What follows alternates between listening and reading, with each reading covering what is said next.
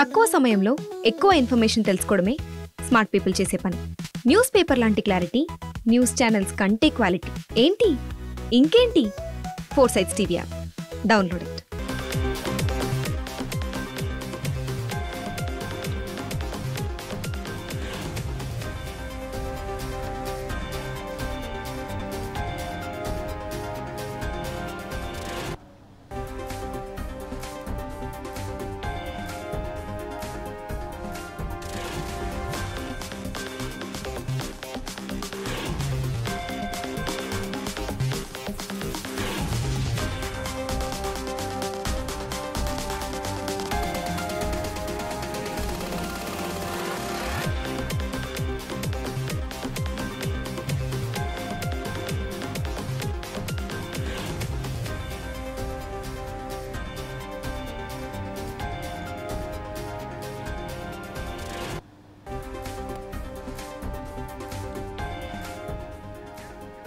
నమస్తే, welcome to Foresights TV exclusive drive with me Avinash Janagama. Bird ఫ్లూతో కోళ్ల పరిశ్రమ కుదేలవుతూ ఉండటంతో చికెన్ సెంటర్లు చికెన్ లేక వెలువెలపోతున్నాయి. చికెన్ లేనిదే ముద్దదిగని చికెన్ ప్రియులు అయోమయంలో పడ్డారు. కొన్ని రోజులుగా ఫ్లూ వ్యాధి సోకడంతో కోళ్లన్నీ మృత్యువాత పడ్డాయి. ముందు జాగ్రత్త చర్యలు చేపట్టాల్సిన ప్రభుత్వం చేతులెత్తేసిన తరహాలోనే చికెన్ తినొద్దు అంటూ ఆదేశాలు జారీ చేయడం కొంత విడ్డూరంగా కనిపించినప్పటికీ ఇది వాస్తవం. కేరళ, తమిళనాడు, ఆంధ్రప్రదేశ్ రాష్ట్రాల్లో ఫ్లూతో కోళ్లు మృత్యువాత పడటంతో వచ్చే కోళ్లను చెక్ పోస్ట్ వద్ద అడ్డుకుంటోంది రాష్ట్ర ప్రభుత్వం. రాష్ట్రంలో ఎక్కువగా చికెన్ తినే కోల్ బెల్ట్ ఏరియాలో చికెన్ లేక దుకాణాలన్నీ వెలువెలపోతున్నాయి. ఒకప్పుడు ఉన్న గిరాకీ ఇప్పుడు పూర్తి స్థాయిలో నశించిపోవడంతో చికెన్ షాప్ యజమానులు రోడ్డున పడే పరిస్థితి తయారైంది.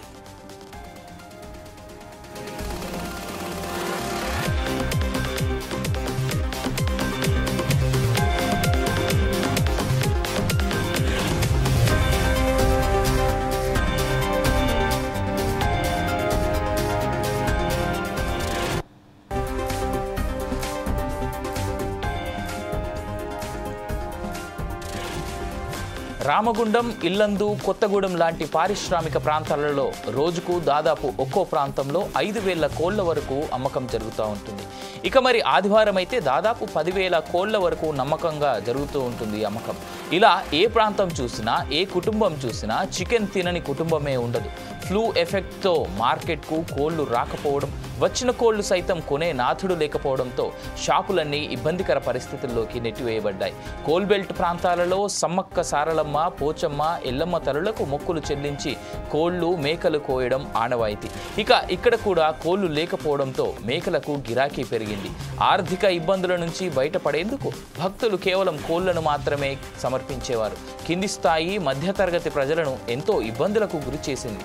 ఈ వ్యాధి భయంతో కోళ్ల మొక్కులు సైతం ప్రజలు సమర్పించుకోలేకుండా ఉన్నారు.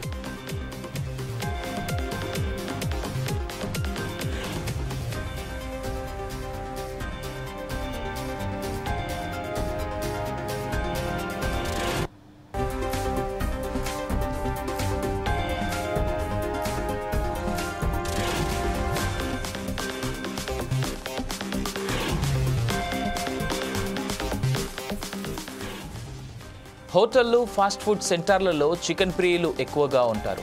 ఈ వ్యాధి బారిన కోళ్లు పడటంతో ఫాస్ట్ ఫుడ్ సెంటర్లు, హోటళ్లు దిక్కులేని పరిస్థితుల్లో మూసివేయాల్సిన పరిస్థితి ఏర్పడింది. ఇక వారి బ్రతుకు పోరాటానికి దారేమైనా చూపిస్తుందంటే చికెన్ తినొద్దు అని మాత్రం ఆదేశాలనైతే జారీ చేసింది ప్రభుత్వం. బోనులో పడ్డ సుందెలుకలాగా గిలగిలలాడుతున్నారు ఫాస్ట్ ఫుడ్ సెంటర్ల యజమానులు.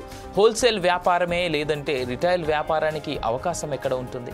వీరంతా రోడ్డున పడకుండా ప్రభుత్వం ఆదుకోవాలి, ఇబ్బందుల నుంచి గట్టెక్కించాలి. ప్రజల ఆరోగ్యం ముఖ్యమే, కానీ వారి బ్రతుకులను ఛిద్రం చేయకుండా సహాయకారిగా ప్రభుత్వం వెన్నుతట్టాలి. గత అనుభవాలను దృష్టిలో పెట్టుకొని ప్రభుత్వం చేయూతనిస్తే పౌల్ట్రీ రంగం అభివృద్ధిలోకి వచ్చేందుకు ప్రత్యక్షంగా, పరోక్షంగా కారకులు కావాలి.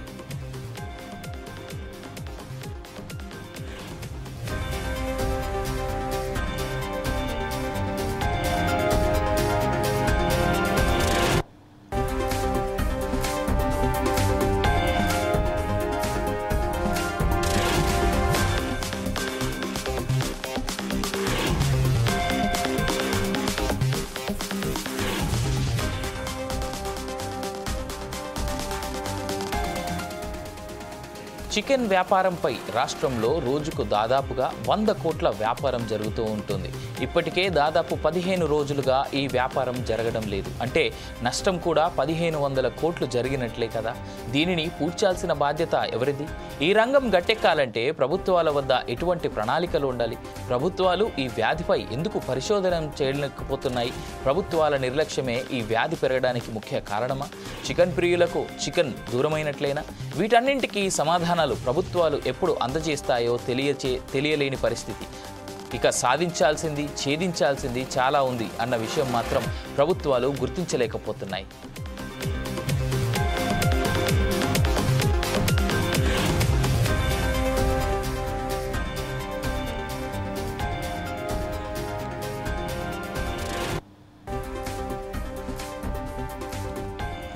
రామగుండం, ఇల్లందు, కొత్తగూడెం లాంటి పారిశ్రామిక ప్రాంతాలలో రోజుకు దాదాపు ఒక్కో ప్రాంతంలో 5,000 కోళ్ల వరకు అమ్మకం జరుగుతూ ఉండేది. ఇక మరి ఆదివారం అయితే దాదాపు 10,000 కోళ్ల వరకు అమ్మకం జరుగుతుంది. ఇలా ఏ ప్రాంతం చూసినా, ఏ కుటుంబం చూసినా చికెన్ తినని కుటుంబమే ఉండదు. ఫ్లూ ఎఫెక్ట్తో మార్కెట్కు కోళ్లు రాకపోవడం, వచ్చిన కోళ్లు సైతం కొనే నాథుడు లేకపోవడంతో షాపులన్నీ ఇబ్బందికర పరిస్థితుల్లోకి నెట్టివేయబడ్డాయి. కోల్బెల్ట్ ప్రాంతాలలో సమ్మక్క సారలమ్మ, పోచమ్మ, ఎల్లమ్మ తల్లులకు మొక్కులు చెల్లించి కోళ్లు, మేకలు కోయడం ఆనవాయితీ. ఇక ఇక్కడ కూడా కోళ్లు లేకపోవడంతో మేకలకు గిరాకీ పెరిగింది. ఆర్థిక ఇబ్బందుల నుంచి బయటపడేందుకు భక్తులు కేవలం కోళ్లను మాత్రమే సమర్పించేవారు. కింది స్థాయి, మధ్యతరగతి ప్రజలను ఎంతో ఇబ్బందులకు గురి చేస్తోంది ఇప్పుడు ఈ వ్యాధి భయంతో కోళ్ల మొక్కులు సైతం ప్రజలకు సమర్పించుకోలేకుండా ఉన్నారు.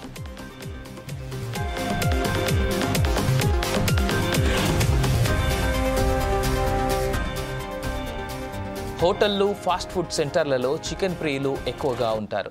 ఈ వ్యాధి బారిన పడిన కోళ్లతో వండటంతో ఫాస్ట్ ఫుడ్ సెంటర్లు, హోటళ్లు దిక్కులేని పరిస్థితిలో మూసివేయాల్సిన పరిస్థితి ఏర్పడింది.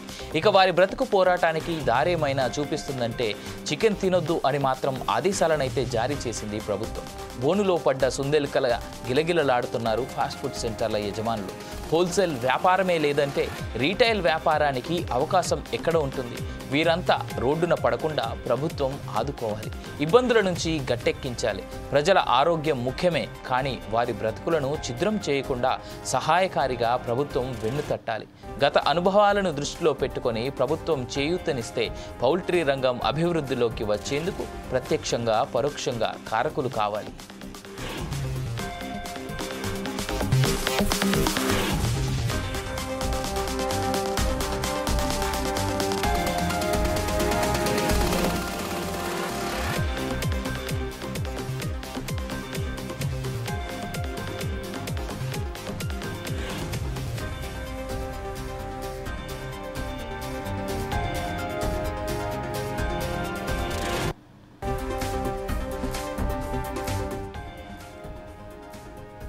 చికెన్ వ్యాపారంపై రాష్ట్రంలో రోజుకు దాదాపుగా 100 కోట్ల వ్యాపారం జరుగుతుంది.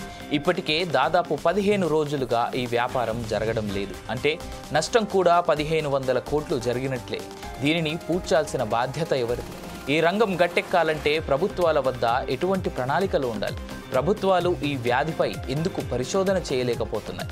ప్రభుత్వాల నిర్లక్ష్యమే ఈ వ్యాధి పెరగడానికి ముఖ్య కారణమా? చికెన్ ప్రియులకు చికెన్ దూరమైనట్టేనా? వీటన్నింటికీ సమాధానాలు ప్రభుత్వాలు ఎప్పుడు అందచేస్తాయో తెలియని పరిస్థితి అయితే ఏర్పడింది. ఇక సాధించాల్సింది, ఛేదించాల్సింది చాలా ఉంది అన్న విషయం ప్రభుత్వాలు గుర్తించలేకపోతున్నాయి.